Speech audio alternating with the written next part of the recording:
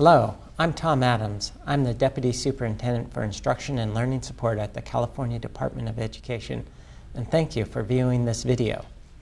Today I'm going to talk about CDE resources in local planning.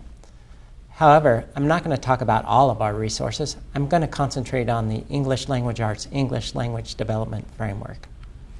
As you can see, this is an encompassing document that includes a lot of goals, instructional goals, and important resources for you as a school district or site principal leader. The unique aspects of the ELD framework is that it's research-based, but it also combines two important sets of standards, English Language Arts and English Language Development. Also important is the focus on equity and access. These, as we know, are important issues in today's schools. The principles guiding the development of the ELA-ELD framework are important also for you to understand.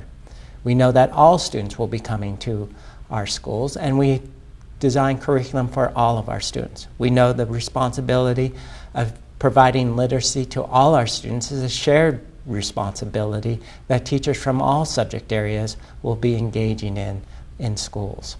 We also know that effective teaching is essential to student success. We've done a number of resources. We not only have the framework itself, but we have an executive summary. And we also have an accompanying executive summary for the mathematics framework. So how can the framework help with you in your local planning, or more specifically, your LCAP? Well, it can provide guidance on content and pedagogy. It provides snapshots and vignettes that will be important when you do professional development. And it also talks about English learners and implementing important programs for meeting their needs. A key theme of the framework is equity and access.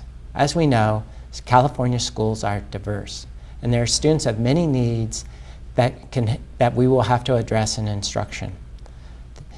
In terms of planning and supporting the range of learners, we have to keep in mind concepts such as universal design for learning, multi-tiered systems of support, culturally, linguistic, and responsive teaching, and instructional practices for struggling readers. One thing I want to concentrate on today is universal design for learning. This is an important concept in education because what we want to do is when we start instruction, we want to design instruction for all students. And here it's important that we keep in mind three important principles: engagement, representation, action, and expression. If you are, like many districts, you've actually completed an LCAP. However, one thing to keep in mind is you can actually put important words in that LCAP that signal your commitment to concepts such as universal design for learning. For example, look at the revised wording on this slide. You'll see that phrase, universal design for learning. And this is an important phrase because here it signals not only to the board members of your local school district, but your entire community, the importance of having instruction that's designed for all learners.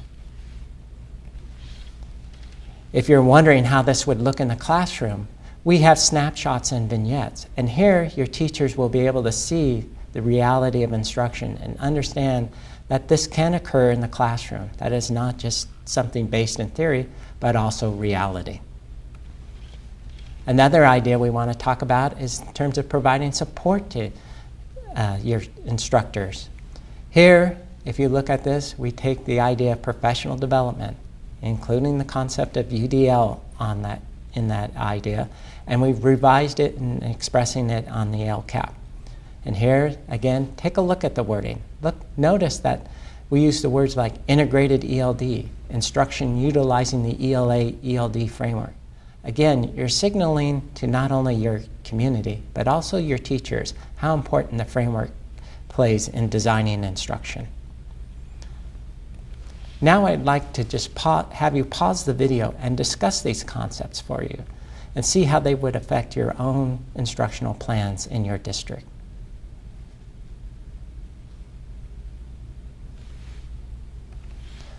Now, in addition to those slides that I've presented, you might want to go and look at the curriculum frameworks in their entire text. But I must warn you, these are lengthy documents. Some of them amount to as much as 1,000 pages. And so when you look at them, please do so selectively and think of it as a resource, not as a book you start at page 1 and read from beginning to end. We also have other resources here at the CDE. We have those on the English Language Development Standards. We have professional learning modules, and we also have resources on integrating the ELD standards into other subject areas, specifically math and science. And of course, if you want to stay part of the conversation, join the Common Core listserv. Here you will be updated regularly on the resources that are being provided and the events that you should mark on your calendar. Lastly, I just want to say, when it comes to all this, think about your LCAP template. Think about how CDE resources could be informing it, and think about how you might want to change it. Also, it's important to keep in mind that the LCAP form should follow your school's function. The LCAP form doesn't shape your program should shape your form. And lastly, I just want to remind you once again that there are many CDE resources to help you as you do your local planning. Thank you.